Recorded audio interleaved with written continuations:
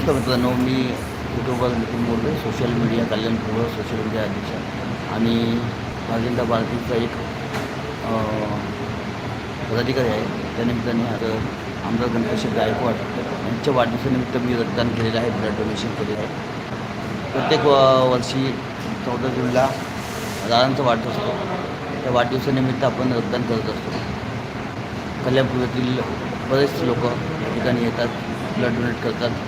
पदाधिकारी सगळेच असतात, जेणेकरून आणि खूप आम्हाला याचा फायदाही होतो. कोणाला ब्लड पाहिजे असेल तर आमदारांच्या ओळखीने आम्ही त्यांना ब्लड सप्लाय करतो.